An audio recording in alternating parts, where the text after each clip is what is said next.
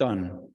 So without further ado, I would like to introduce our main guest this evening, Right Honourable Dominic Grieve KC. Well, I met him indirectly at a conference on the 25th of January 2020. And that was after the depressing month and a bit of post-election on the 12th. I discovered the result on a ferry going to Germany, and that put my Christmas and New Year into, well, depression. But at that conference was also Mike Galsworthy, and that conference was wonderful. Dominic was then, still is, our hero, because all through those years, mainly of 17, 18, 19, he was in Parliament fighting our cause, putting one amendment in after another. Many of us were outside Parliament cheering at 8 o'clock one evening when the amendment, now let's get this right, was accepted, which meant, hey, there's still a chance that we might go back in, or we won't leave, or that it would be a soft Brexit. Anyway, that's the run-up. So he was doing everything he could to help us. In that meeting, the programme was there, but I was at the back at the time. And once he was announced, I believe by Richard Wilson, already there were murmurings in the auditorium, and then Dominic went up on stage, and it was almost like Krakatoa. There was an eruption in the auditorium and a standing ovation, which seemed to never end. It was wonderful. And that's where he took over. And I think that's a good point where he could take over before I carry on waffling. So thank you for listening. And Dominic's going to replace me up here. Dominic Grieve.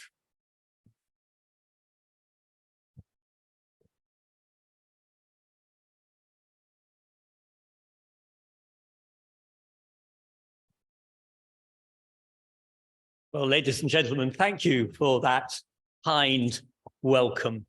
And I have to say, it is an immense pleasure to be back in Canterbury.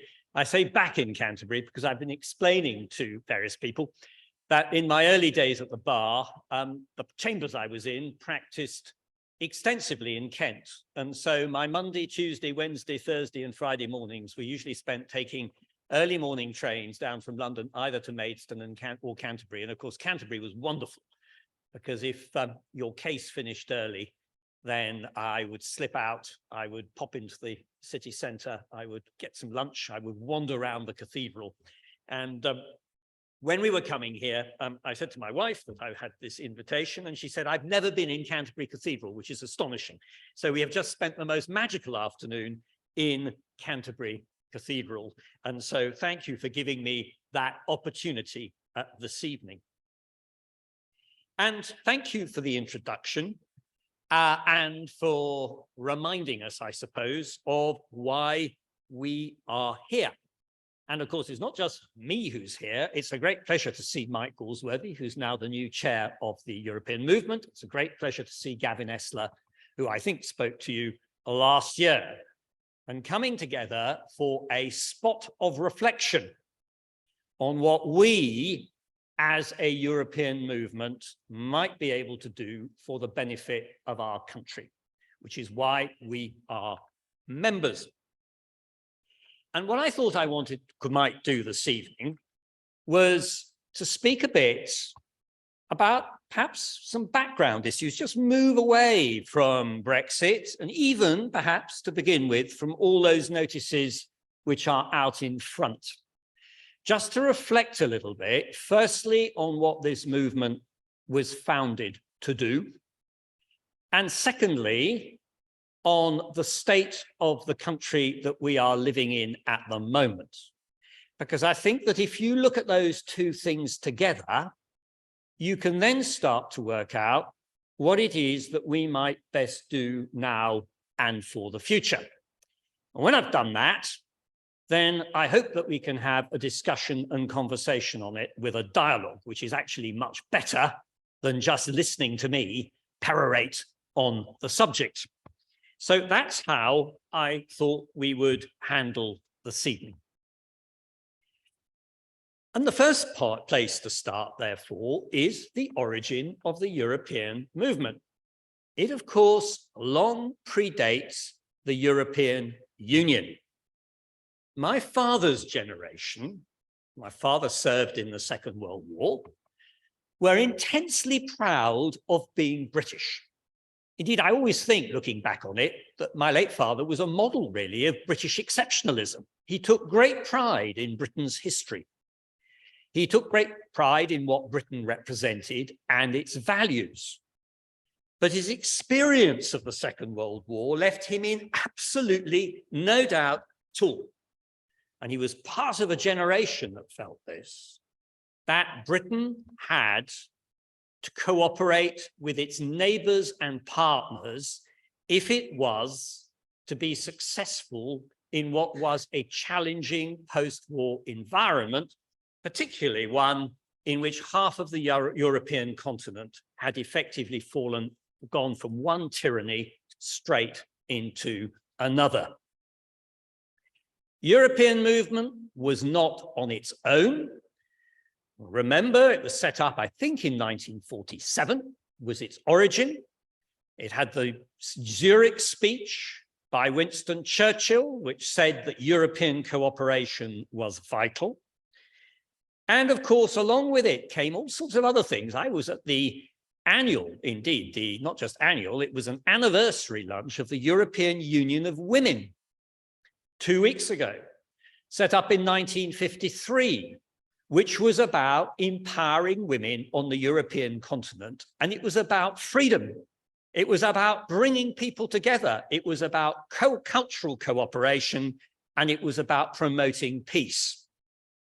And of course, in 1950, something I will come back to a little bit later, we had the European Convention on Human Rights, written largely, but not exclusively, by UK lawyers, including Sir David Maxwell Fyfe, and intended for those European countries that were not subject to tyranny to set some basic ground rules about the values which they wanted to embody and represent, and which, I might add, the values were ones which probably at the time 90% of British people would have considered to be their heritage and birthright, tracing its well back to habeas corpus in the 17th century and to Magna Carta in 1215.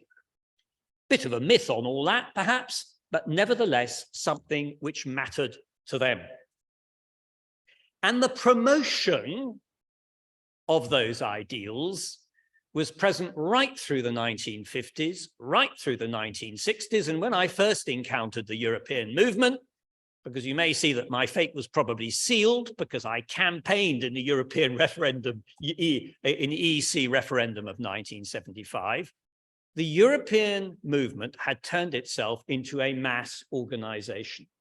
It had hundreds of thousands of members. And what was bringing them together was the ideal that European cooperation could make a difference. Now, in a funny way, I think we have to accept, and I certainly find myself having to accept, that to an extent, I've failed. I failed as a politician. I have to say that to you, because in my time in Parliament from 1997 to 29, or certainly to 2016, after that, perhaps it was the wake-up call for me, we rather let those things slide to one side. It wasn't that we didn't believe in them, but we took them for granted.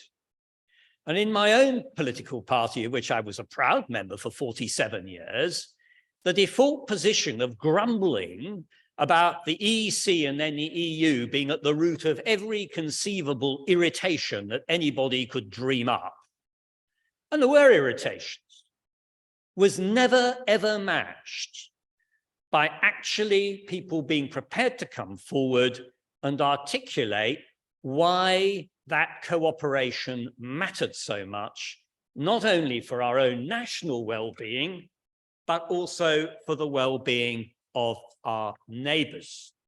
We just didn't do it.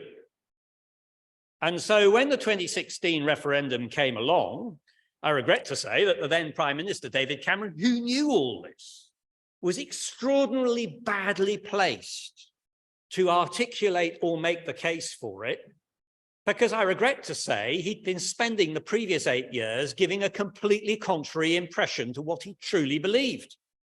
So he turned up at the 1922 committee of the Conservative Party and he said to the assembled company, I remember it very well, he said, "Come on, guys, get real." This was to the assembled Conservative backbench MPs. "We've got to stay in the EU. This is ultimately to the benefit of ourselves and our neighbourhood." And I regret to say that about 130 of my colleagues promptly declared that they were going to support the Leave campaign. And of course, the consequences of that are the ones that we're living with today. And I want to come back a little bit later to talk about that as to how we deal with those consequences in a way that can make a real difference for our country's future. But as I said at the beginning, the question of what we should do now must start with an analysis, obviously something about the past, but actually an analysis a bit about what this country is. Now, I keep on being told as a Ramona that I'm guilty of declinism, I think is the expression that is used. This is the belief that I run the country down. But actually nothing is further from the truth. I love this place. I wouldn't swap it for anywhere else. And I actually do have the capacity of doing it because I do have a bit of French in my background, quite a bit. But I wouldn't want to do that, much as I love France. I'm very, very proud of being British. And I'm very proud not of British history. There are some things to be proud of in British history. There are some things not perhaps to be so proud about. But I'm proud of what we are today. For all our problems, we are a very special place. 65 million people in a world of probably about 8.5 billion. So it's tiny, but we are, along with some of our neighbours, a beacon of what it is to live in a civilized and free society under the rule of law. And despite what's been happening over the last 3 years with Mr. Johnson, there'll come a moment this evening where I probably have to mention him. Despite all that, actually, we've shown ourselves to be pretty resilient when threatened by, frankly, a monstrous prime minister whose understanding of ethics in a democracy was totally non-existent. So when people say to me, well, you know, it shows that our political system is broken, the events of the last 7 years, I'd say I'm not so sure about that. I think what it shows to me is it came under huge strain and could be improved, but actually our political system has shown itself to be pretty resilient, and the most resilient aspect of it is that Mr. Johnson looks to me to be well on the way out. When he was hoping that on the back of his charlatanism, he would be remaining in office to cause us even more damage for countless years to come. We have essentially many stable institutions. We've got an incorrupt judiciary, which is a rather wonderful thing to have, because I have to say to you, not all European countries have it. We have communities where people can live together. We've probably been more successful at integrating minorities, ethnic and religious, than almost any other European state. Of course, others have done it and are doing it well. And sometimes there are things here that we don't do so well. But actually, the overall record is good. Bluntly, the fact that we now have a Hindu prime minister is a remarkable tribute to some of the things that we have achieved. I've just been carrying out a review of the governance of an Oxford college. We have world-class universities. We have a scientific sector, which, although I'm afraid to say often doesn't translate into money earning, I'll come back to that too. Actually, we are at the forefront of many scientific and technological developments. We've got an enormous amount to be proud of, right up to our king currently in Germany, representing us in our relations with a close neighbor and ally. And at the end of the Second World War, it was the then Prime Minister Winston Churchill's chief scientific advisor who said, you know, Britain should not aspire to be a great power, but we can aspire to be a great country. We can be a beacon to the world, and we have the capacity and the history to do it and to better those around us, not just in Europe, but elsewhere. And I can assure you over the last 40, 50 years, I reckon we've often done just that. Funny enough, sometimes in ways that some of my colleagues in Parliament simply haven't noticed. You may remember Abu Hamza. Mr. Hamza was a rather unpleasant individual who we wanted to deport to Jordan. And the European Court of Human Rights said that we couldn't deport him to Jordan because if he was sent to Jordan, evidence which would have obtained under torture might be admitted against him. And rather than just deporting him to Jordan, we got the Jordanian government to change their criminal justice system, and then we sent him back. That was one of those positives which we are able to deliver. And there are countless others as well.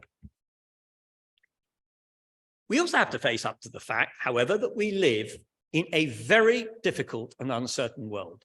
Nobody who goes out and looks at what's happening in the Ukraine, or the way the Chinese government behaves towards its own citizens, its minorities, or indeed its region, can be in any doubt about the threats which are around us. And the idea that as a country of 65 million, we can just do our own thing in that buccaneering way that was suggested by those who advocated Brexit is nonsensical. I thought the ultimate irony was when the Ukraine invasion took place, and there was a meeting of the Council of Ministers of the European Union, and Liz Truss attended because she was properly invited, notwithstanding the fact that only 2 years before, Boris Johnson said he would not darken its doors. And so embarrassed was Liz Truss by this that she said she'd gone to a meeting of NATO European ministers, which it wasn't. It was a meeting of ministers of the EU. That is the extent to which we are facing challenges. And we have to look at what we can do best in order to meet those challenges and ensure the well-being of British citizens and the well-being of those areas in which we can exercise influence. And of course, that can be done in a number of ways. It's not just about European Union participation. It's about being a resolute member of the Council of Europe, which predates the EEC, threatened at the moment by Mr. Raab's attempts at having a Bill of Rights to make our own Human Rights Act incompatible with the Convention, threatened by potentially parts of the illegal migration bill, although I have to say on that my suspicion is that Mr. Sunak does not wish to breach the European Convention, but there are at least 50 or 60 of my erstwhile colleagues who seem to think it's a good idea. We can also do it by cooperation through NATO, and we should be proud of what we're doing in the Ukraine at the moment with that. And of course, with other countries. I, as Attorney General, I had a lot to do about the Five Eyes, Australia, New Zealand, Canada, and the United States, helping us keep safe on the basis of a close security cooperation that dates back to the Second World War. But of course, ladies and gentlemen, that then leaves the void. And the void is our pullout from the European Union. And it's inescapable that it has done us appalling damage. And I regret, as I say, it's kind, all the introductory words to me about what I may or may not have done as I tried to get those amendments through and gently tried to nudge things in the direction of a second referendum, because I saw it as the only possible way out of what I concluded was a catastrophic consequences for our country. And I regret to say that it has come to pass largely as I thought it would. It has damaged us economically. And as our economy in any case has never been as strong as I would like to see it, that damage is very, very telling. Reducing your trade by 15% and your GDP by 4% makes a big difference to everybody in this room, but it also makes an even bigger difference to those who are not in this room, and I'm afraid may often be the people who voted leave in the first place and did it on the basis of somehow an expectation that it threw off some mythical shackles, things that bothered them, things that irritated them, and where they thought that their government would be freer to address their own concerns because we were out. Whereas the evidence is entirely to the contrary. And even with COVID coming to an end, I think and COVID has undoubtedly affected our economy, the evidence is overwhelming, absolutely overwhelming, that we are suffering. It's explained to me, and I see one of the posters here, and I noticed it today, how quiet the Cathedral Canterbury was. I understand the explanation was imparted to me a few minutes ago, that the reason for it is that the school trips which came over on a daily basis from the continent have simply dried up because you now need a passport if you are to come. And my memory, certainly even 30 years ago, when I was coming here, was that the place was absolutely packed out. So that's one illustration. It's the exchanges which make human society zing. My younger son is getting married and his fiancée had an Erasmus year in Spain, which she enjoyed enormously. There are no more Erasmus years available. The interchange of ideas, of people, absolutely central to what makes human society work well. And one of the European Union's biggest advantages, which has enabled that to happen in a natural way, and of course, far from it, one of the arguments put against it was that it led to excessive immigration. But as somebody's pointed out, the disappearance from the EU hasn't made any difference to immigration. It's just made immigration much more complicated and much less of a flow backwards and forwards with people coming and going to give us benefits and to get benefits for themselves. And we cannot, and I'm beginning to think that even Mr. Sunak knows this, the idea that we are going to find substitutes elsewhere is just complete nonsense. I'd be delighted if we do a trade deal with India, but it is not going to make a significant difference to our GDP, 1.5% at most. Australia is even smaller. The reality is that trade works when it is with your closest neighborhood. That's what works. It's when SMEs in Kent can simply decide that they're also going to sell in northern France, and they can do it with no complexity at all. I thought it was very telling when I was sent a bottle of wine very mistakenly by somebody from France after the end of the period when the TCA had finally kicked in. He sent me a 35-pound bottle of wine, and attached to it was a requirement before I could have it delivered to me. I got a note saying I had to pay £42 for the privilege of having it delivered to me. And that precisely illustrates the sort of damage we have done to ourselves. And we are going to revert, and I'm old enough, and some of you in this room are also old enough to remember the 1970s. What took me into politics was the very strong sense that Britain was going down the plug hole. Although actually looking back on it, in some ways, we weren't going down the plug hole in quite the way that we are now. But we were economically uncompetitive. And one of the driving forces that made me a politician was the desire to do something about it. I wanted to do something for my country, and that's what made me go into politics. And you have this horrible sinking feeling now that you look around and you think, hold on a minute, this is exactly what I remember the 1970s to be like. Stagflation, high inflation rates, low productivity, people not succeeding in managing to get businesses off the ground, small businesses folding. And whilst there may be, particularly at larger business levels, the ability to manage the change, actually people struggling. And then that percolates right down through the system to the closed shops, partly due to COVID, I know, but nevertheless, the closed shops in lots of high streets and the sense that people have of a depressed and depressing future. And all that's allied to the fact that there's a lot of wider issues that have nothing to do with the European Union that we are also perhaps rightly troubled about. We're living in a world which is increasingly polluted, where there are parts of the planet which are becoming uninhabitable, generating the mass movement of people, where there are increasingly problems over food supply in some areas, and where the disturbed conditions of our planet get worse by the year. And can we tackle that on our own? No, we can't. Who can we best tackle with it? Well, of course, the international community generally, but who are our best partners for doing that? Those who share our values. And sharing our values are our neighbors.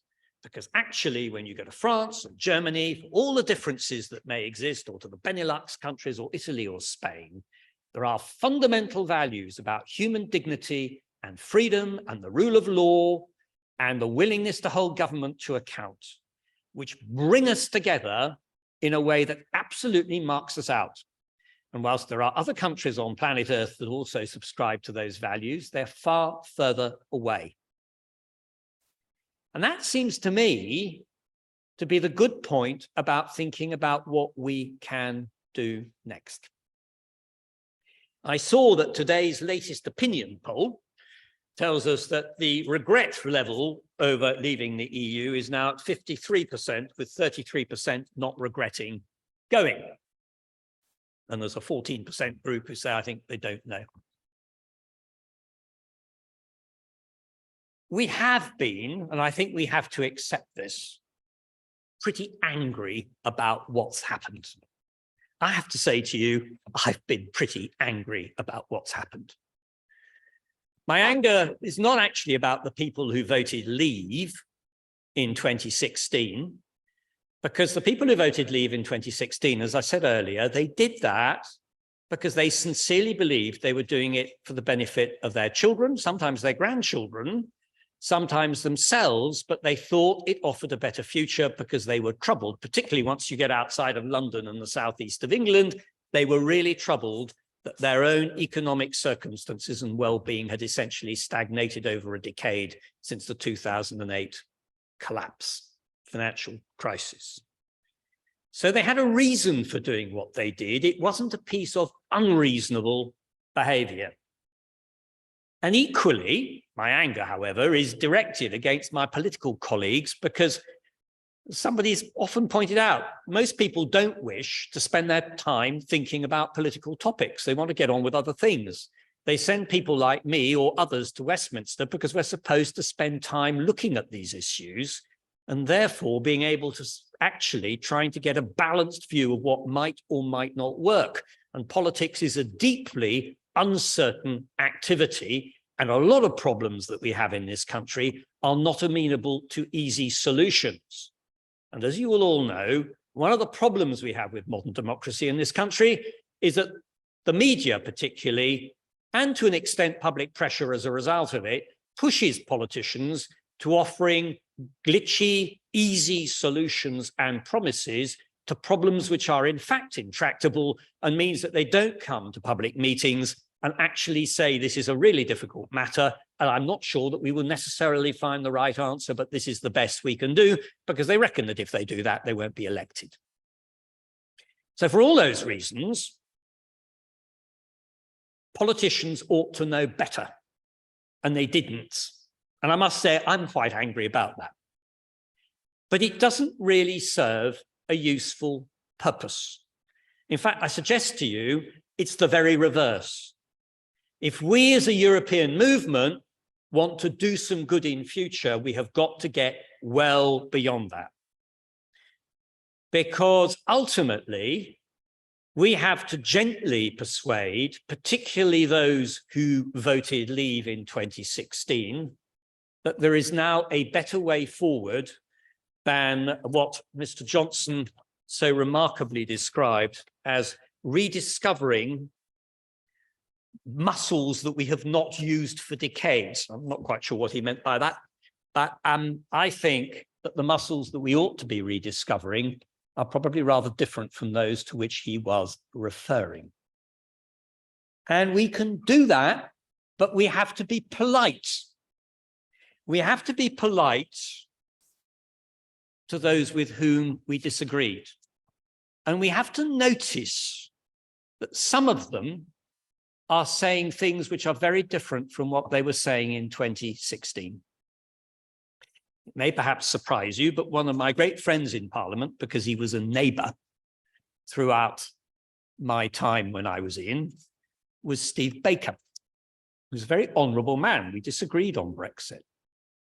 But you should listen to what Steve has been saying, because here's somebody, it's not a question of changing his mind about leaving. I don't think so anyway. But somebody who's saying, I'm really troubled about the division it caused. I'm really troubled by some of the consequences, and he's been seeing it in the Northern Ireland context, which is actually really rather threatening. Now, we have upset the apple cart of the Good Friday Belfast Agreement, and the institutions in Northern Ireland are simply not functioning. And even though we've now got the protocol, which is greatly to Mr. Sunak's credit, ultimately, as I know, because I have quite an interest in this as chair of the British Irish Association, ultimately, it has not brought the Democratic Unionist Party back on board. And there is a continuing crisis, which is entirely the consequence of Brexit. But we have to live with it and manage it. And in fairness to my good friend Steve Baker, he's trying to do exactly that in the context of Northern Ireland as a minister in the Northern Ireland office at the moment. So we have to understand that people have to be persuaded to change their approach. And I detect, far from being depressed at the moment, that that shift is already happening.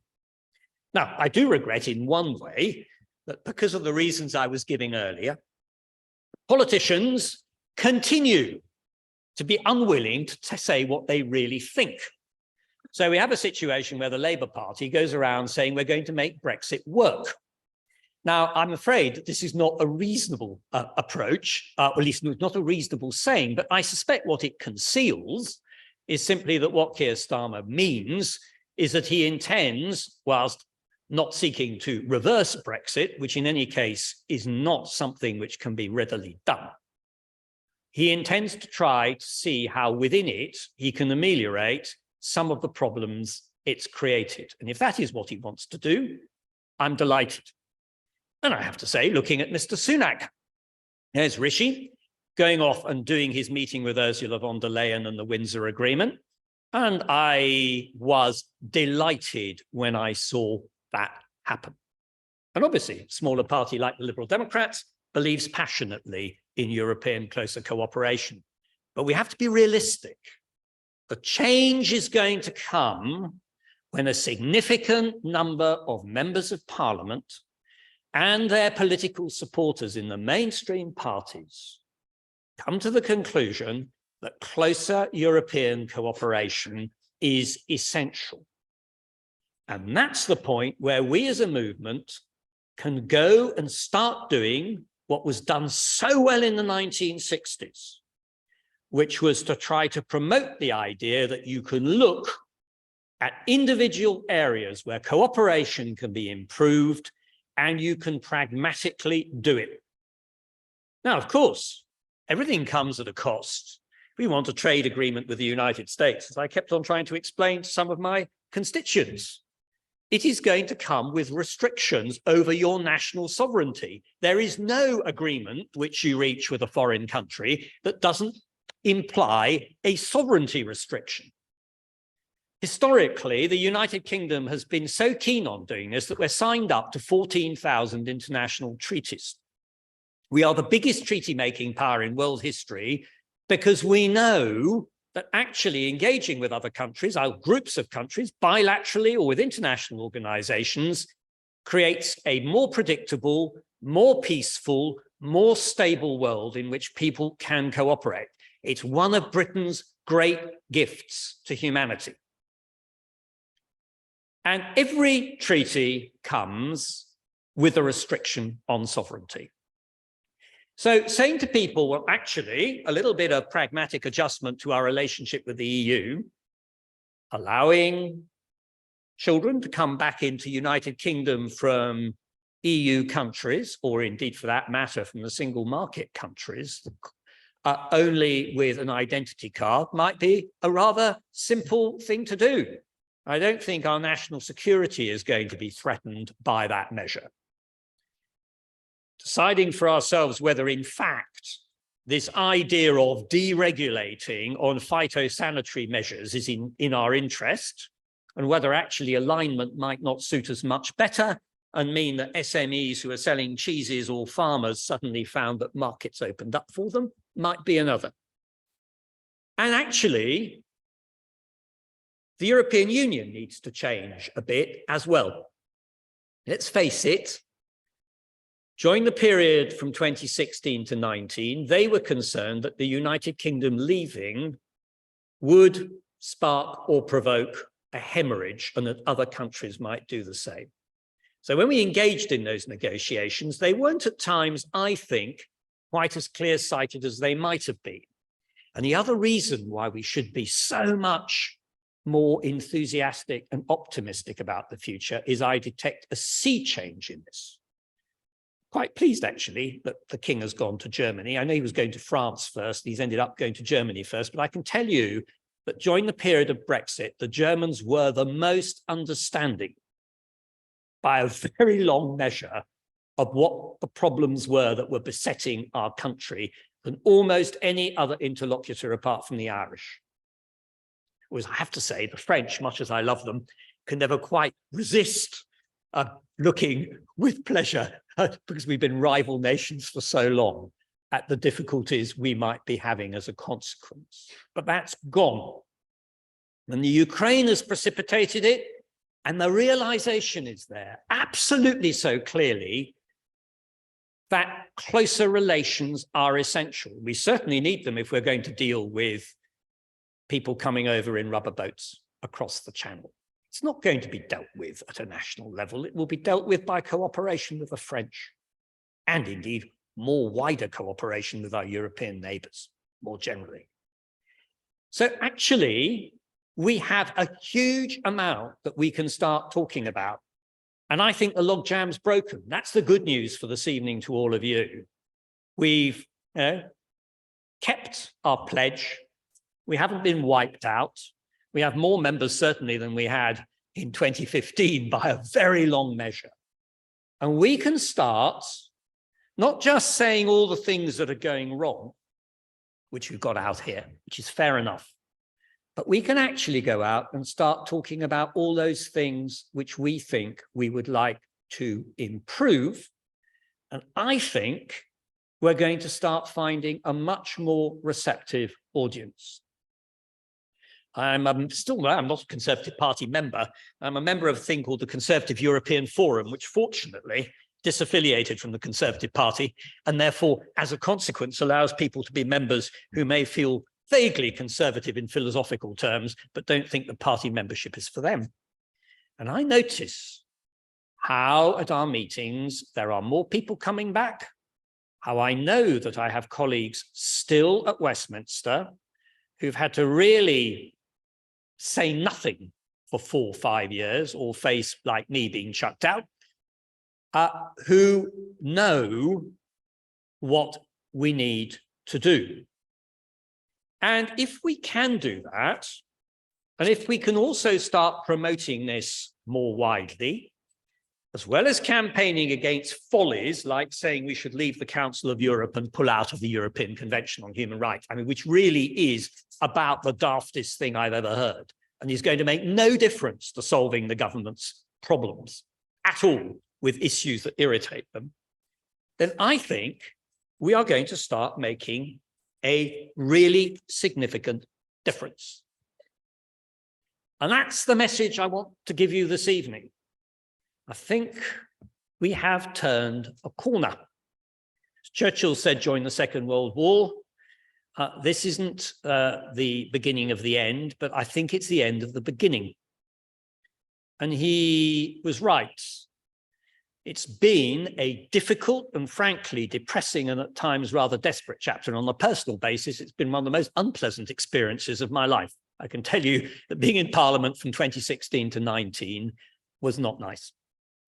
To see friendships go, to see strains come in, actually sort of death threats didn't matter so much from sort of anonymous people, but to see the relationships be stretched and damaged was painful. And let's face it, most of us also know that this extended outside into personal relations and friendships. And we should recognize, therefore, that there's a huge amount of rebuilding to do. But the bricks are there. They are waiting to be used. And if we can do that, I'm confident that over the next 5, 6 years, it doesn't actually matter who's in government so much. I think we will find that some of the worst aspects that Brexit has visited on us can be addressed. Of course, in the longer term, there are much bigger issues. And I remain utterly convinced that a degree of pooling of sovereignty to achieve what the EU has achieved for all its faults was well worthwhile and gave us an influence and an ability to improve not just our European home, but the world around us, much, much more than where we are today. But for all that, let's make that start. And I'm really delighted that the European movement is thriving. Each one of you here will not only probably be a member of the EM, you'll be involved in different political parties. You should make sure that the European movement stays true to being a non-party organization, absolutely dedicated to bringing people on board and bringing people together. And if we do that, we're going to do a lot of good for our country. And that's why it's such a pleasure to be with you this evening. Thank you very much.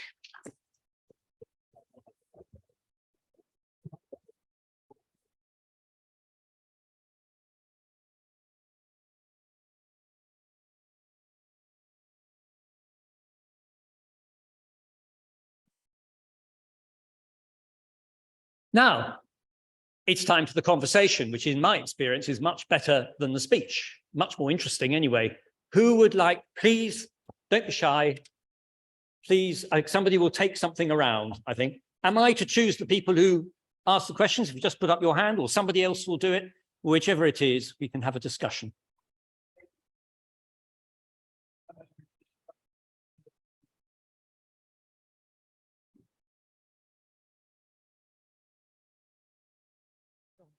Okay, it's on. Thank you very much indeed. That was absolutely wonderful. You put into words so coherently what all the rest of us think and how we feel about all this. My question is a very quick one. Stuff in the paper today, the Times is full of stuff about the CTPPP, the Trans-Pacific Agreement. How much negative effect will this have on our relationship with the European Union, if any?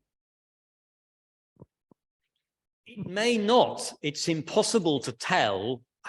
on the face of it, the Trans-Pacific Partnership is a perfectly worthy ideal, although, as I was saying earlier, I think the impact on our overseas trade is going to be minimal, absolutely minimal in terms of boosting our GDP. But it will only pose problems for us if, as a consequence of participating in it, we continue to diverge further from the EU. And I think sometimes people don't fully understand this issue. Just to take an example, we've just had the Windsor Agreement.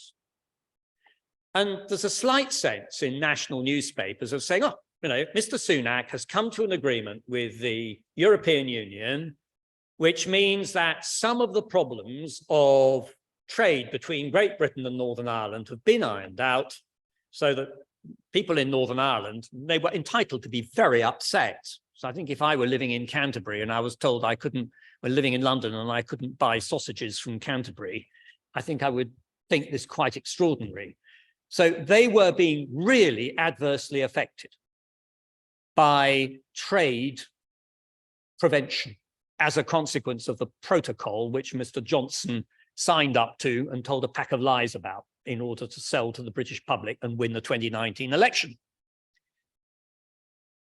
But the attitude of the press has been, well, he signed the Windsor Agreement and now a lot of that problem is going to go away, and isn't that wonderful? Well, it is, but I think there's a failure to understand that this agreement is entirely dynamic. Over the years to come, its survival is dependent on the extent to which we either diverge or align with the EU ourselves.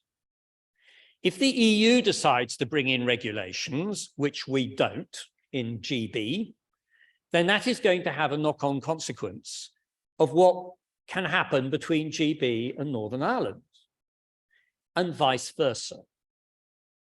So far from it being sort of, oh, well, that's done and dusted, it's not.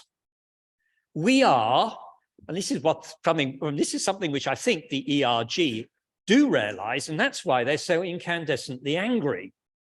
Because their ideal of national sovereignty is that they shouldn't have to think about these things ever again. And the bizarre aspect of Brexit is that we are, in my view, tied to the EU by an umbilical cord, which, unless we are going to carry out a form of economic harakiri, is going to be around for a long time to come, and is going to have to be managed on a monthly basis if it's to work. That's the reality. It's even the reality of the Brexit that Mr. Johnson negotiated with the Trade and Cooperation Agreement.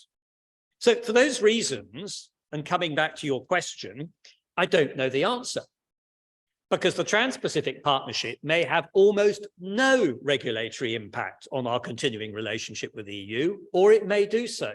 But if it does, then it will have an impact on the Trade and Cooperation Agreement that we are currently signed up to, which is also dynamic. This is why some of the things that we talk about are so weird. Coming back to something I was saying earlier, there's the Prime Minister, or some of my former colleagues, saying, well, we want to leave the European Convention on Human Rights. Well, the European Convention on Human Rights underpins the Trade and Cooperation Agreement. We can't share data with the EU, even at a commercial level, without being both subject to the European Convention on Human Rights, because the EU will regard that as being the absolute benchmark of the way data is handled. So the idea, leaving aside the Belfast Agreement, which is underpinned by common membership of the European Convention on Human Rights, we won't be able, the Trade and Cooperation Agreement will not survive our leaving the European Convention, quite apart from pushing us out of the Council of Europe and turning us into Belarus or Russia. So all this is, it's a fantasy politics in this. We are, for the foreseeable future, going to be in a relationship with the European Union, which has to be dynamically adjusted all the time, and which, if we want to deepen it, I have to accept, is going to have to be dynamically adjusted to deepen it. And if we want to alter it because we want to go into the Trans-Pacific Partnership, we're going to have to factor that into whether the Trans-Pacific Partnership is worthwhile or not.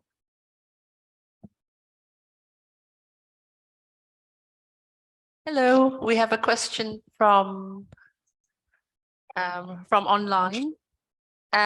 Peter asks, does the recent Windsor Agreement imply that maybe Rishi Sunak is changing his mind about the wisdom of Brexit? Well, I've never understood why Rishi backed Brexit.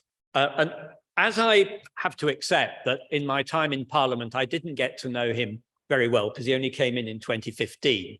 And I was very busy post 2016 with Brexit and also as my chairmanship of the Intelligence and Security Committee. I never really had a chance to sit down and speak to him. He undoubtedly represented a constituency that voted to leave. And he may, because of his banking and finance background, have taken the view that European Union membership really didn't matter all that much for those, particularly those aspects of the financial world in which he operated. Although for other aspects of the financial world, it matters a great deal. You only have to look at the number of insurance companies that have relocated to Luxembourg to see that. But I don't know. What I do know, and I think it was apparent when he was Chancellor of the Exchequer, even though if I'd been Chancellor of the Exchequer, I do think I would have found it impossible to be in a government with Mr. Johnson. But then that's one of the reasons why I got kicked out of the party and stood as an independent. There was the break moment when I knew that was it. I had wished to have nothing to do with him. I can see a charlatan and a liar. He reminded me horribly of those people I used to represent in court who were in a spot of difficulty over their own. It was just too much. But it was evident to me that he was actually trying to be quite sensible. And now we've had the strange experience of Liz Truss's 40 days of disaster. It strikes me that actually in this post-Brexit world, I think he comes across to me as pretty sound.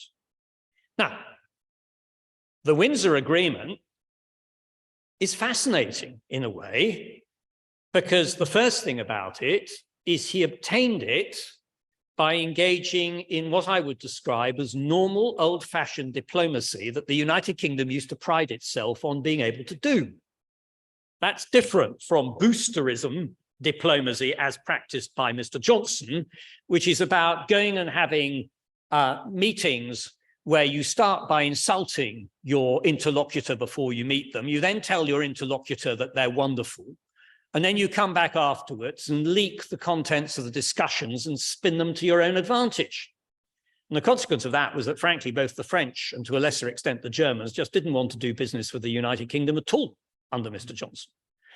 And clearly they seized the opportunity with Rishi Sunak because they could see that actually he was somebody who would respect and work in the diplomatic way. And he reaped the benefits of it. And frankly, I don't think he could have got a better deal. And the fact he got a better deal is, I think, and the deal perhaps which was unexpectedly good in view of the difficulties we have manufactured for ourselves, is, I think, a reflection that he sees the continuing relationship with the European Union as being something which is unavoidable. To answer the question, go back to the point I was making earlier about this continuing relationship. Now, where's that going to take him? I'm the wrong person to ask. I do not know. Logically, I would hazard the guess that over the next 2 or 3 years, although he may not survive in government that long, it is going to take him to the point where he's going to see that there are other areas in the trade and cooperation agreement which ought to be improved. And as you'll be aware, the trade and cooperation agreement is due to be reviewed in 2025. It offers a unique opportunity for whoever is in government to do exactly that. And to sit down with our European partners and to say, are there some things that we can now do much better than when Johnson was negotiating with you in 2019 and 2020? And I think that if he does that, he will do good for our country. Now, I have no doubt that if he loses office in 2024, when it's possible there'll be an election, and we get Keir Starmer, I very much hope that a Labour government will do exactly the same thing.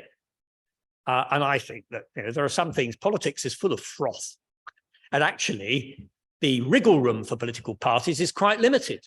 So on the face of it, most sensible politicians, what I call the moderate centre-left or centre-right, are going to be pursuing policies which, whilst they may differ on some aspects, some of the broad issues are going to be identical.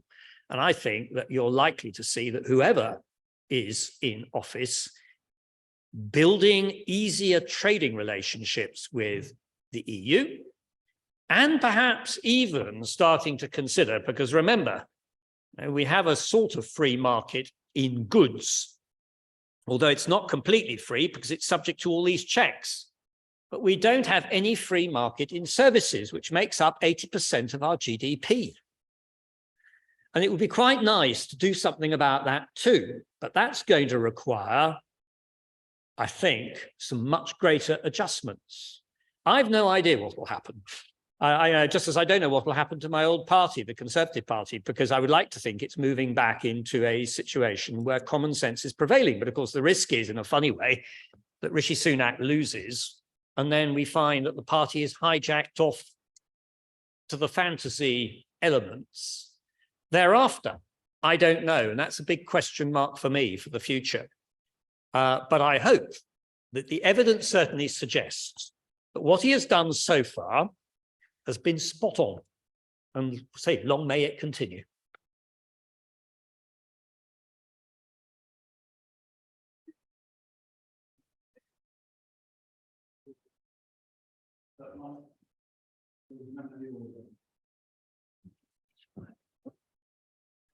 Thank you.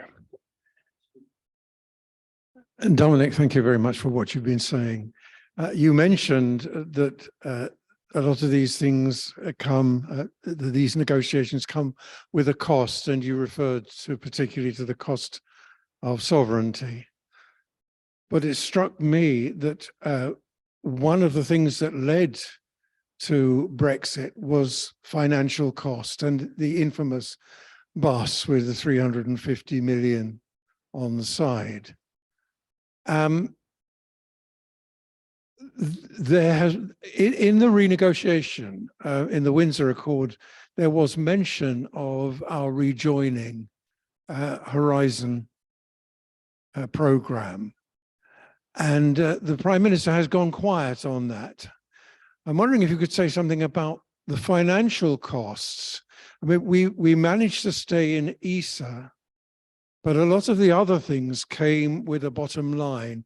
And it seems to me that although our government has an eye constantly on the bottom line, it's very reluctant to spend money where it doesn't have to.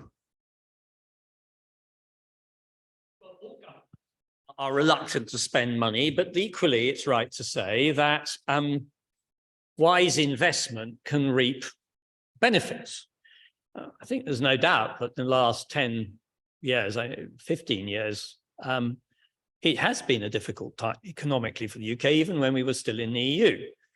I was part of a government from 2010 to 2015, which came in, much criticised nowadays, but came in with a message left on the desk by Liam Byrne, the previous financial secretary to the Treasury, saying there's no more cash. And there wasn't. You know, we were facing imminent disaster.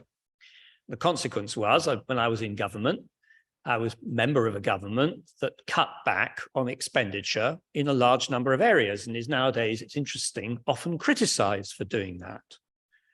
But actually, at the time, it was very difficult to see what else might have been done. Although looking at it with hindsight, I think there were some areas, particularly cuts on education, which were a mistake. But it's easy to have hindsight. I think cuts to justice reached the point where, in fact, our justice system is hardly operating at all now, which is something which troubled me at the time and has got much worse since. But whether another government, or a Labour government, if it had survived in 2010, would have actually been able to do very much else, I have some doubts about. But you're absolutely right. Identifying where some expenditure might be valuable is one of those, and then persuading the Treasury that it should disburse is one of the most difficult things to do. It always has been, and it doesn't matter who's in government. Now, I think that our participation in the Horizon programme would be a very good idea indeed. And actually, I would rather take the view that the government was in favour of participation in Horizon. I don't really know why it's gone quiet. One thing I do know is until we got the Windsor Agreement, the EU was blocking it. I very much hope that Horizon now takes off. I think it would be very valuable for us. And remember that even Boris Johnson promised that we would stay in Erasmus. And of course, we could go back into Erasmus tomorrow. The reason why we came out of Erasmus was about money. In fairness, I don't think it was about trying to keep foreign students out of Britain. It was because somebody did a calculation and said, you know, it's rather expensive and we don't need to participate in it. So they brought up the Turing scholarships instead, which are all very well and good, but they're not about what Erasmus was about. And put one way, Erasmus was about soft power, because the truth is there were many more students from foreign universities wanting to come and study here than there were actually UK students going abroad, but both benefited. And of course, ultimately, our country benefited because we had people who had been here to study. And look at the transformation. It's the ultimate irony, isn't it? I do a lot in Franco-British relations. And it's something which I'm president of the Franco-British Society and very proud of it. I'm partly French by background and very proud of that. When I started out in politics, if you went to a meeting with the French, particularly when I was going to a meeting at a political level which had English British colleagues who didn't speak the language, I'm fluent, I'm bilingual, the French would insist on speaking French. But actually, they now speak far better English than we ever hoped to speak French. So the dialogue has become almost complete. Well, that's a product in part of things like Erasmus. It's about the number of young French people who are pouring into London to get jobs and work. Some are still doing it, but you know, more of them are going to Dublin. So all these things you have as a government to identify where some upfront expenditure is going to be beneficial. And I certainly think Horizon is beneficial. I suspect there are lots of other things that we can participate in and ought to be participating in, which could benefit us as well. And I very much hope that the new atmosphere which is being generated at the moment, which has taken us over this sort of divorce period, can actually see those relationships be rebuilt. I'm convinced that if we pick them well, we will benefit from them. So that's an online question from Peter Burke. Would you agree that His Majesty's government knows the Rwanda plan is pointless, but that is simply a way to ensure that UK leaves the ECHR, and that in turn is intended to make rejoining the EU impossible? No is the answer. I don't think that is the intention. Now, to be clear, as I think I said earlier, I think that there may be some Conservative MPs, I think it's pretty apparent from some of the things they've been saying, who seem to have such an obsession with the European Convention on Human Rights, believing that it fetters the ability of government to do a range of issues, that they would be very happy to precipitate a crisis, which then leads to our having to pull out. And in that context, the British Bill of Rights brought in by Dominic Grieve is a recipe for conflict with the European Court of Human Rights in Strasbourg. So from that point of view, and it was ridiculous because at the moment, I think in the last 12 months, the UK's had 2 adverse judgments against it in the court. Per capita, we have the lowest number of adverse judgments of any country in Europe in terms of our size of our population. So I think the convention delivers huge benefits to us. But picking up Peter's question, I don't think that is what is motivating Rishi Sunak.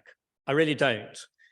If you look at the way, it is true that there's been a degree of ambivalence, but my take is that he is hoping that this piece of legislation, even though there may be some in this room who disagree profoundly with it, and you can disagree with it for all sorts of reasons about whether it's going to work, but that he is hoping that in fact it will prove to be ECHR compatible.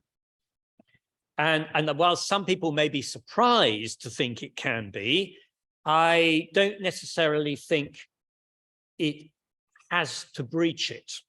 It all depends on the manner in which the assessment is carried out of the people who actually get here before they are sent to Rwanda, if that ever happens. I think it's much more questionable whether we are observant of the International Convention on Refugees. That's a completely different issue.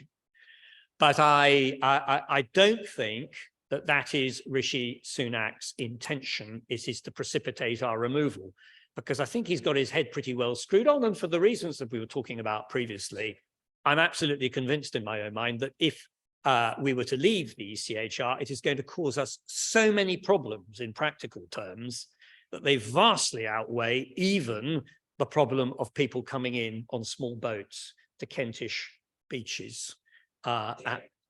Really massively so. So I don't think it is a sort of underlying conspiracy for getting us out of the ECHR.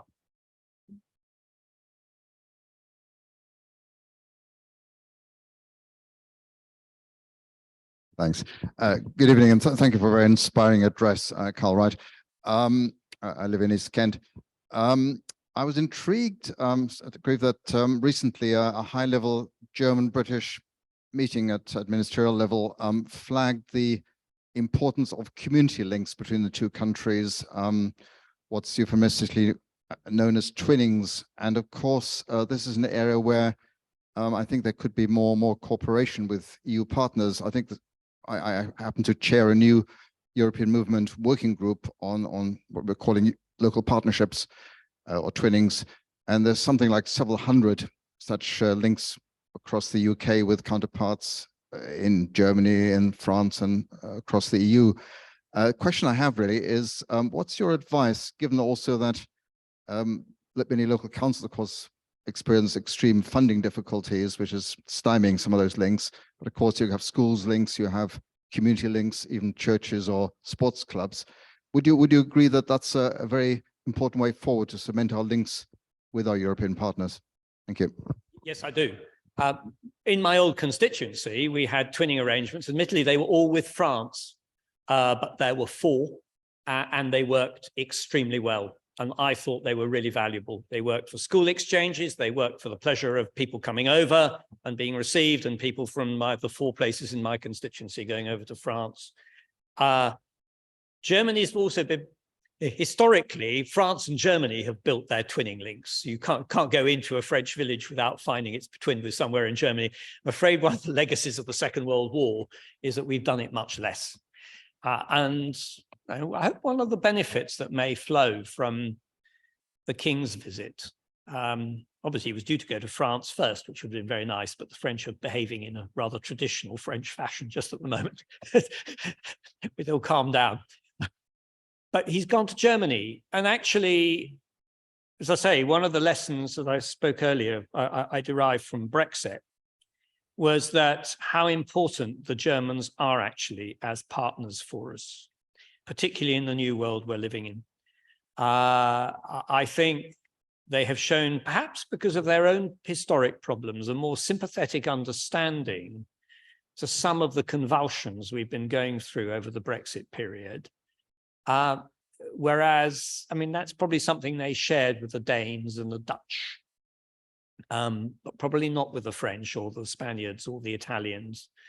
And I think they showed a very subtle understanding, and also at times quite a lot of forbearance. So I would very much like to see British-German relations deepened. And if the King's state visit can contribute to that, it will be a very good start. But I would certainly encourage twinning arrangements. I think they work very well. And let's face it, you know, one of the things about the future is we know that demographically, change is taking place on quite a profound way. I mean, we spoke about it over Brexit and said, well, the old generation is dying off and that's going to change people's attitudes. But it's more profound than that. I look at my son's generation and their attitudes, it's not, leave Brexit out of it for a moment. Their attitudes to internationalism in a wider sense are, I think, significantly different from earlier generations. And they feel very comfortable with it. And in any case, they only have to look at the global challenges which we're facing, and I'm afraid which we're going to leave them, because I shall be dead before some of the worst aspects of them manifest themselves. They've got a huge problem on their hands, particularly over climate change, global warming, and environmental degradation, and a subject that we don't talk about, which is the fact that there are too many human beings on the planet, which is one of the basic reasons why we end up with polluted rivers in this country, because we're feeding people more by building industrial plants for chickens. There's a causal link right through all this.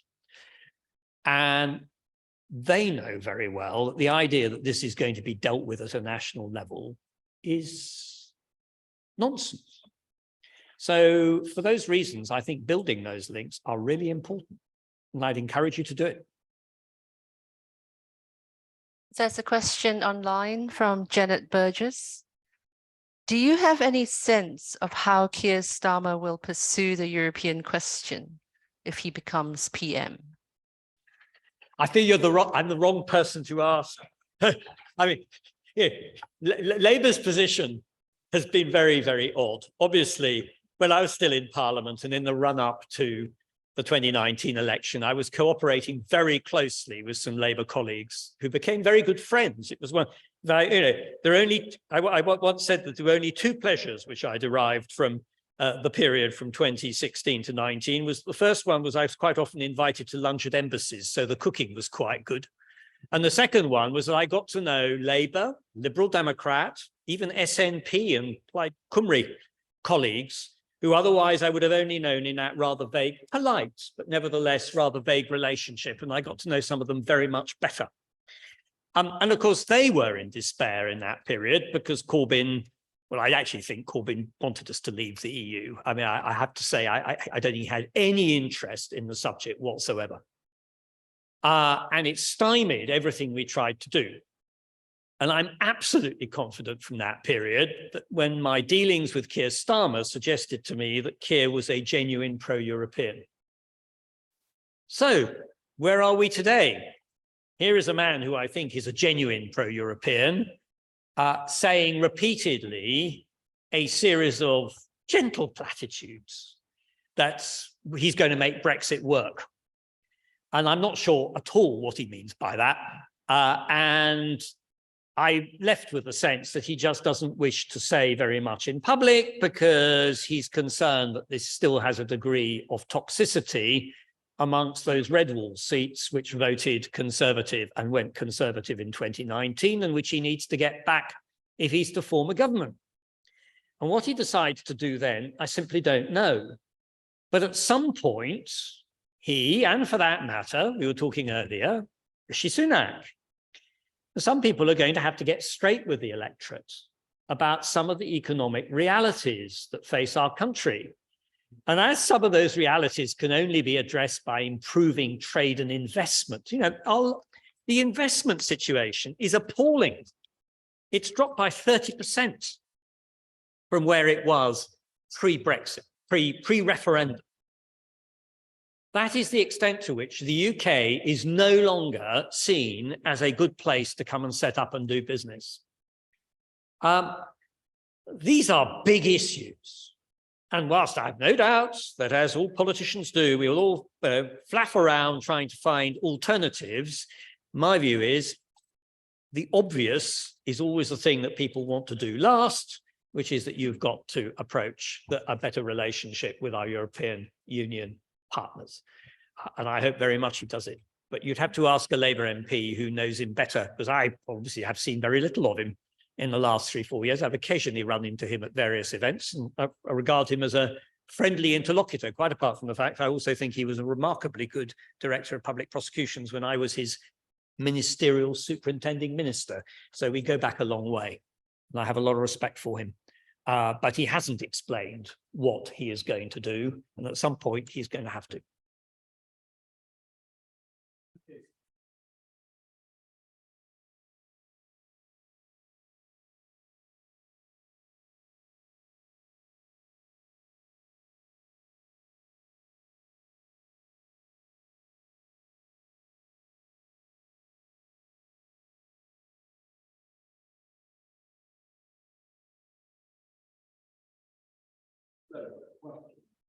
Thank you very much for your very interesting talk and very encouraging. And you invite us to pick up bricks, I presume to build bridges, but I can imagine, well, my point is that some of the young people, we have some here today, might be encouraged to do something a little bit quicker than the slow building mechanism. And I just wonder what your message would be for young people who are approaching the age of being able to vote and are in some despair about the situation at the moment, and you know what they might be thinking at the moment.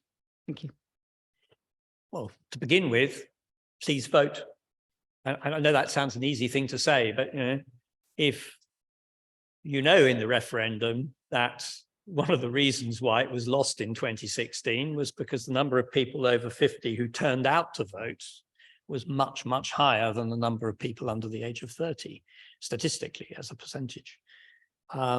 And participation, you cannot have a participatory democracy if people won't participate. Now, I realize politics is a big turnoff, and that is the fault of politicians. As I say, we have a serious problem in this country. I think all democracies have it, and I don't want to exaggerate it too much, but we have become, it's happened, there's always been a sense that a risk of the messaging being more important than the message.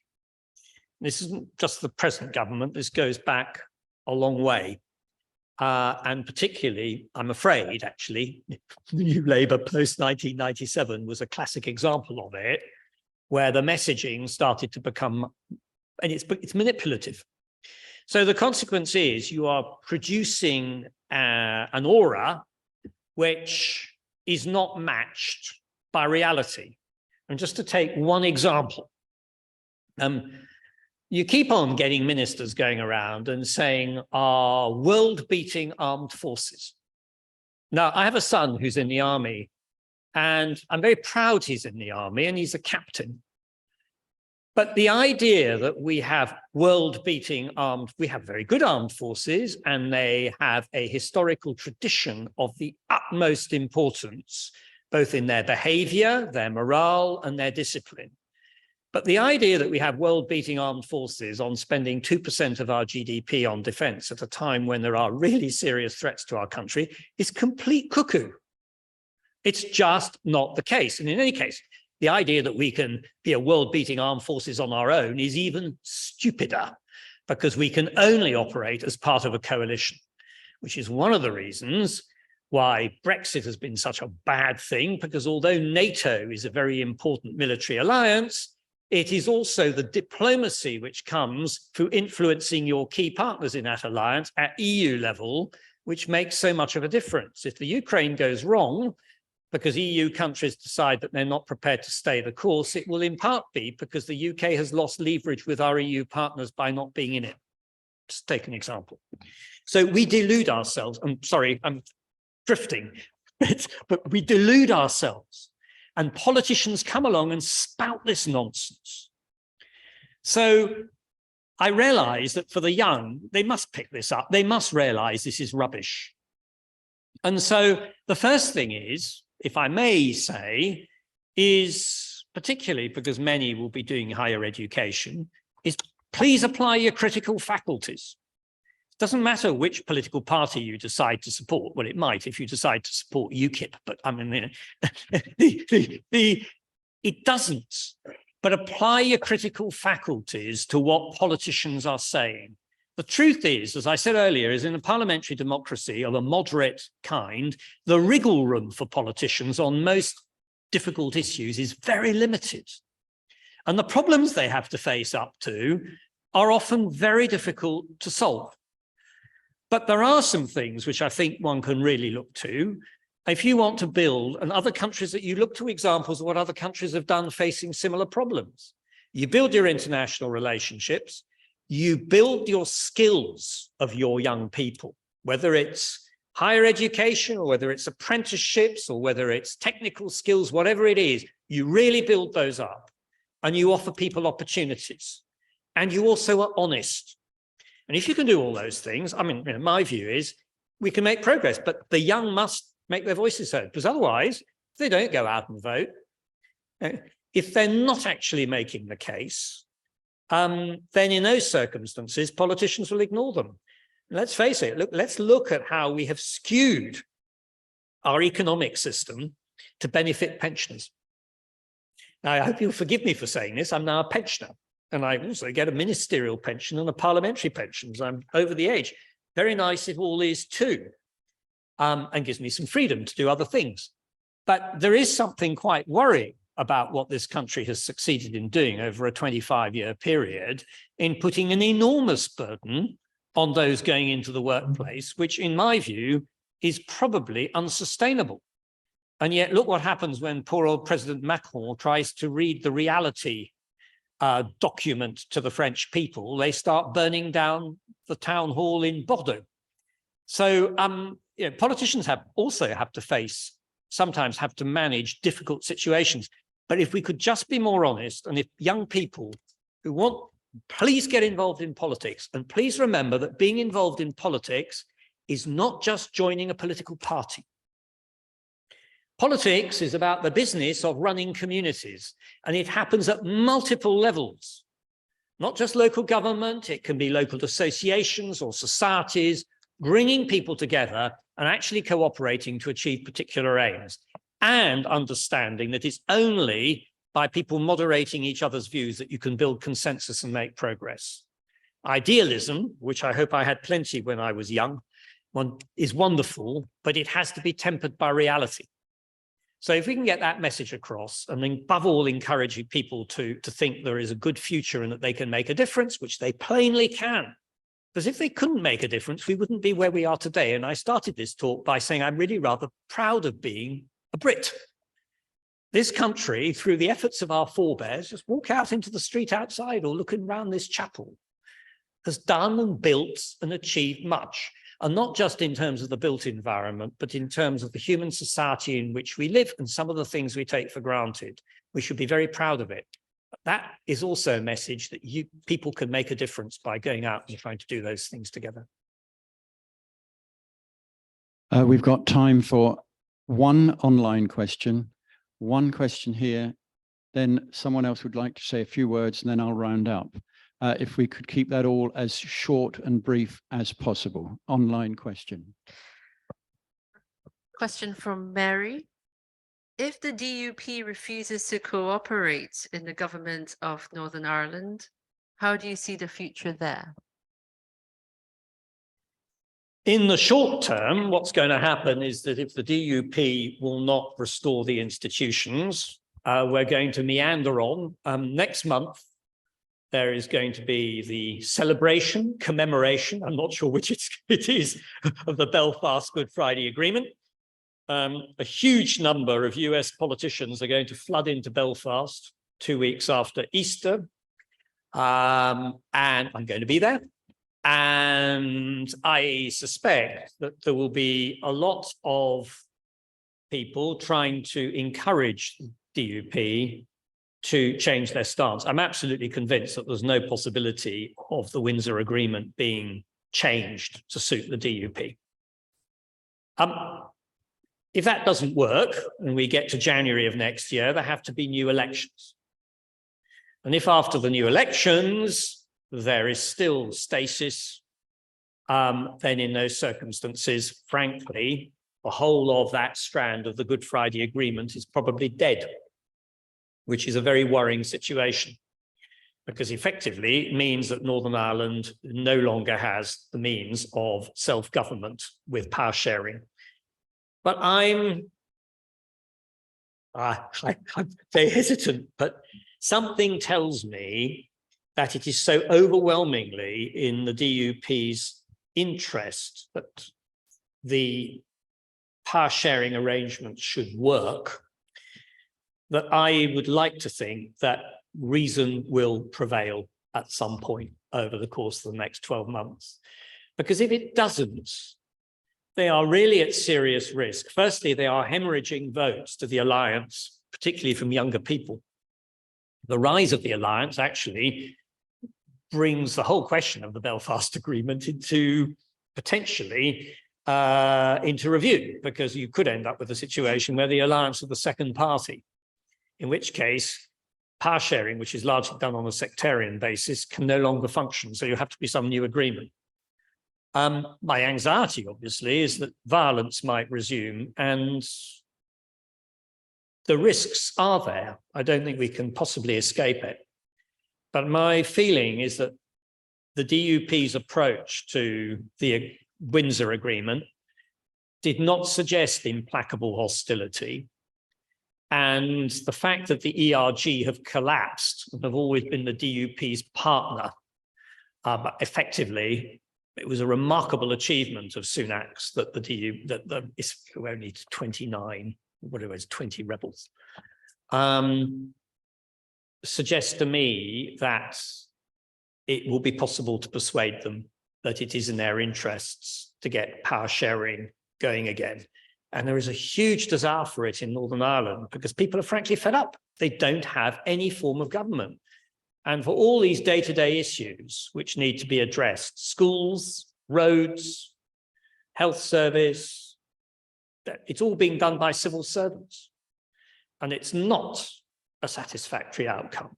And I think the DUP will suffer if they are seen to be the party which is preventing any sort of sensible governance to emerge for Northern Ireland. So my hope is that sometime over the next 4, 5, 6 months, we will see a shift and we will get them back into power sharing, which they've said they don't object to being obviously the smaller party to Sinn Féin, which I realise is quite hard for them.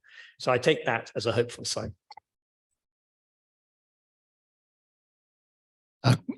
Good evening, Dominic. It's good of you to mention youth at SOMA in between. I was 50 years ago involved with Fanfare for Europe, and I found the most enthusiasm from the youngsters. I mean, 12 years, 13, 14, 15 years old, and right up through to the college and university. Of course, they'd now be 65 and 70 and 80. So I'm hoping that if we get a young European society going in Canterbury and in East Kent, it's got a lovely acronym, if you think about it, Young European Society. And I wonder, because we're hoping to link with France and Belgium and Holland in similar via WhatsApp and Zoom and these electronic links, a Kent, Artois, Flandre electronic link, another acronym, Cafe link. And with these youngsters, hopefully across the channel to get on and get going at a younger age, because at the moment, the left-right politics is the thing which I really find youngsters dead against. They want to get on with it themselves, and they want to get Erasmus up and running. They want to do Comenius. They want to do these kind of things which have been taken away from them. The quicker we can get that. Now, do you think the European Union might put some funding into the kitty to get those French and Belgian and Dutch kids over here to meet up with the impoverished East Kent pupils that I think I'm gathering at the moment? Well, it's possible. Yes or no? Hey, I realise people may be surprised we're out of the EU, but yes, the EU is prepared to fund links with countries that are not in the EU. And as you know, there are quite a few developments also taking place outside of the EU about bringing European countries together, and the French have been leading this. But you know, my answer to this is go for it. And fortunately, the one good thing from our having been in the EU is there are quite a lot of people around who actually understand how Brussels works. So there are, I'm sure, quite a few individuals locally, ex-MEPs, for example, who may be able to help on this. But I would certainly encourage it. I think it's a really good idea. I think that's it. No, one more. You are a fantastic speaker and a man of considerable intelligence. I'm very proud to be a pensioner as well. I'd like to ask you one question. It's simply this. I run a big publishing company in Canterbury called the Conrad Press. I think Brexit is an unmitigated disaster for this country. What can we do to get back in? I'm 65. I've got maybe 20 years left of good health or being well. What can we do to get back in the European Union? We should follow the advice of the mountaineer Whymper, who said, when you're climbing a mountain, don't look at the summit, but look at the way you're going to put your foot next. And that is my advice. There isn't a shortcut back in. Let's face it, they won't have us back in unless they think that 60 to 65% of the electorate have really decided that that's what they want, and we're not there yet. Going back in will be complicated. It will involve, I'm afraid, having sacrificed and lost all those extraordinary exceptions that we had negotiated over the years, eating quite a lot of humble pie and explaining to people that some of those things can't be restored. So for all those reasons, much as I would love to wave a magic wand and turn the clock back to the 23rd of June 2016, we can't. And I think that's the message I wanted to put across this evening. It's that we must look at the glass half full and not the glass half empty. There is lots of good things to build on. If we can do it incrementally, your business can benefit and others. And I think that with the passage of time, and I don't wish to make a prediction of how long it will take, I think we will get to a point where we will find that people will just wake up one day and say, well, assuming the EU is in a form which we find acceptable, which I think it will be, may even have changed in ways that we want, why are we not in? That this simply doesn't make sense anymore. And I think that's the better route. But that is about influencing people and making them reflect on reality. It's not about antagonizing them or shouting at them that they were wrong. It's about saying, let's see now together how we can build a better future for our country. And I think the logic is so overwhelming that that better future lies in closer cooperation with our European partners, that it will just gently carry people in that direction, and we will get to where we want.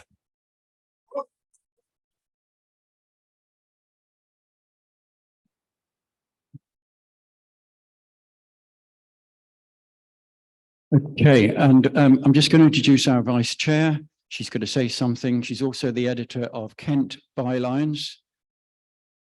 And then over to our surprise guest after that. It's not a question for you, but it's an activity that I hope you will be a patron of and help us with in Kent. I live in Ashford. I have a daughter and grandchildren in Brussels. It is extremely frustrating that the Eurostar is no longer stopping in Ashford. And the company have said that they're not going to do anything about it, at least until 2025. We want to gather pressure and supporters here in Kent to fill a train, that's 900 people, 900 passengers, going from Ashford to Lille, which takes an hour, and 900 French people coming back, moving on perhaps to Canterbury. Now that's something which I think fits into your idea of strengthening links. It would be a tremendous symbolic act. Let's do it for the Christmas markets at the beginning of December. And it's something which East Kent for Europe can promote. And so if anybody's interested in helping with this, it'll be a mega activity. We'll need a special group of activists to get it going. Could you please communicate with our chair through the email that's on our website? We need 900 people to fill a train. And if you've got links with Northern France, convince your kin and friends that side that we want them coming this side and improving the situation in Canterbury where we've lost the tourists. Thank you.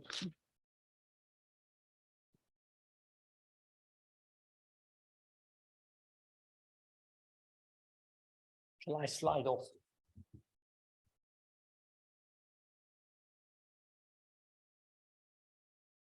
The red light. Yeah, a red light. it is, yes. I'd like to introduce, and Mike Galsworthy is going to say a few words to the audience here and to those online.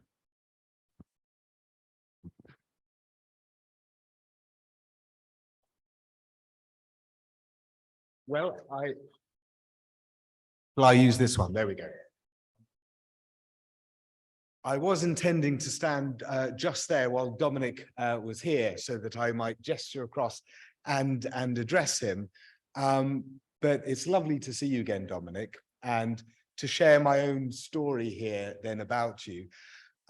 Dominic has constantly been a light in our movement and in our cause, and a long and good friend of European movement. I recall back in 2017, I think it was, after the referendum, but before the formation of People's Vote campaign, Chaka Umuna and Anna Soubry had set up this all-party parliamentary group for EU relations.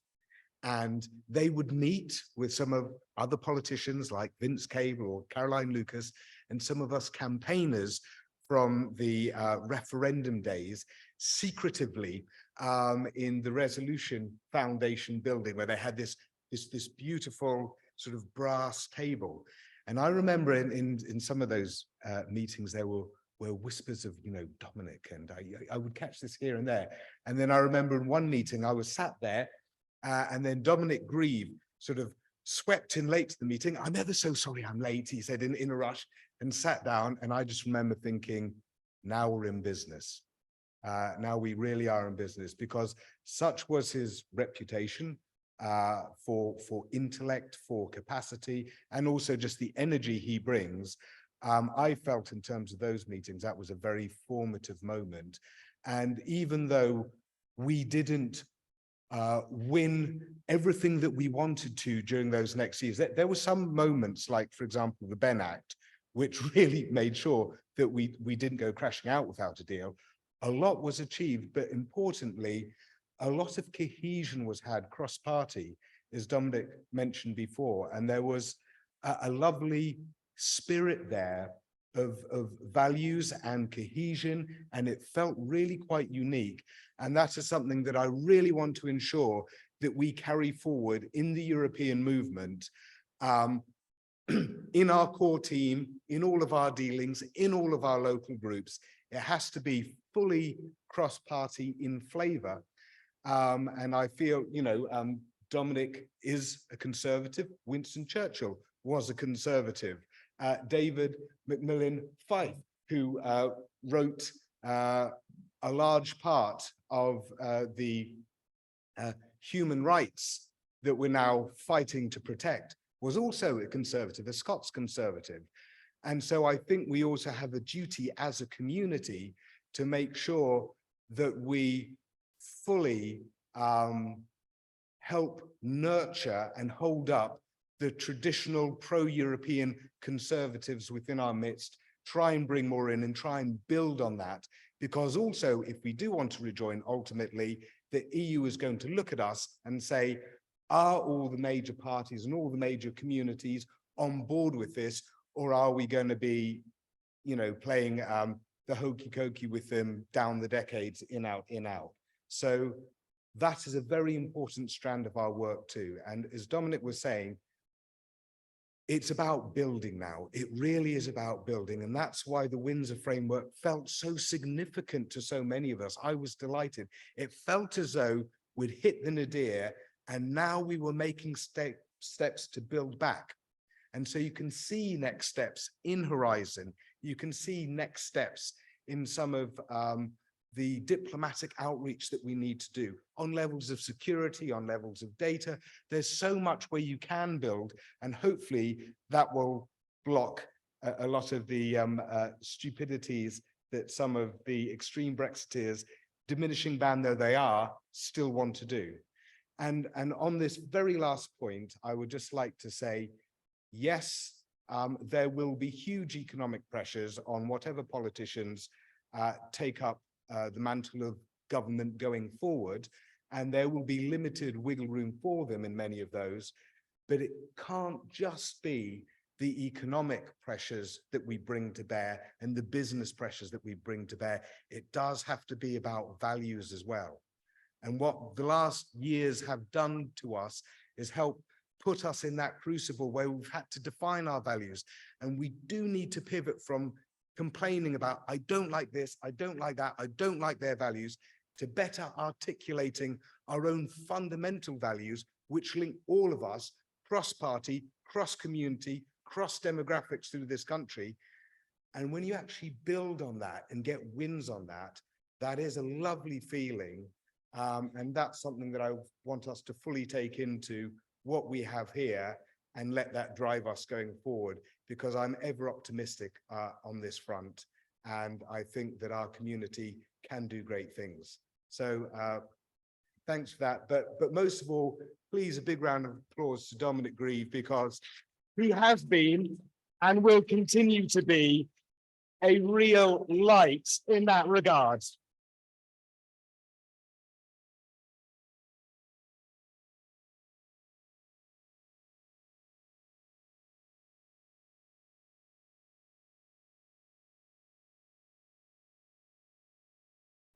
Isn't it great to be in the same room as a person who's got so much experience, so many years in politics and also in the judicial world, as with Dominic. I mean, he said so much in his initial speech and talk.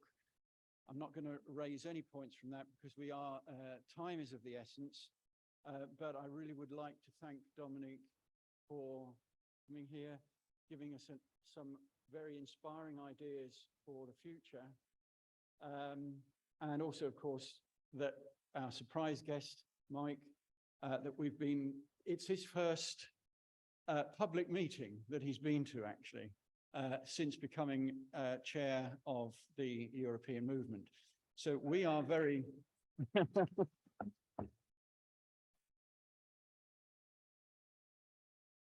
So we are honoured in that sense that he jumped at the opportunity to come down here, and thank you very much, Mike, as well.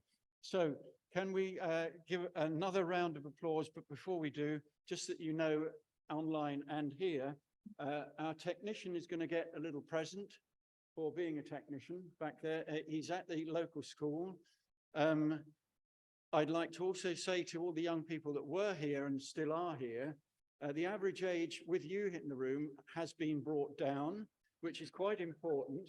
And I would encourage, as people have said before, that we need to build up on young European movement, or young Europeans, the one with the S.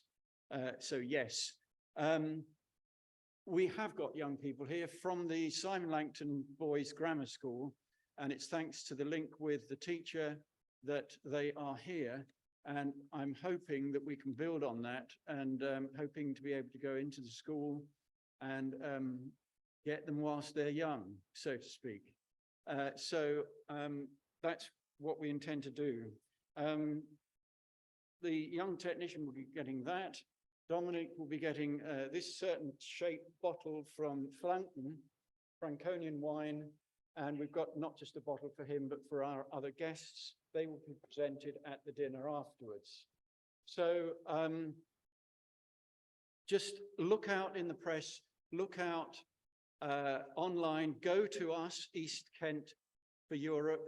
We have a website, we have a Facebook, and since the weekend, we've got Instagram. Follow us, please. The more people get on Facebook, for us, it's a new launch. We wanted to make more of the launch now, but we're on Twitter as well. So follow us, join up, but there's a greater entity than us, and that's the European movement. And that is the movement that Dominic's been talking about and that Mike, as its chair, has been talking about. So please, please join up, get in touch with me if you want to help, even a little bit. But of course, look out at NRM, National Rejoin March. And there's just been a day of action just recently, last Saturday, in fact, across the nation. And also there's going to be another London march in the autumn. So please keep your eyes open, look out for all those things. And once more, thank you very much, Dominic.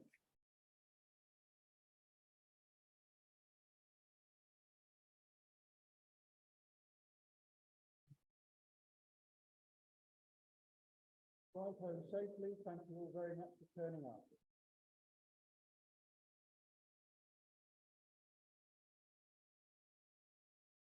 Is it clear what you want us all to do now with clearing up? I'll clear this lot.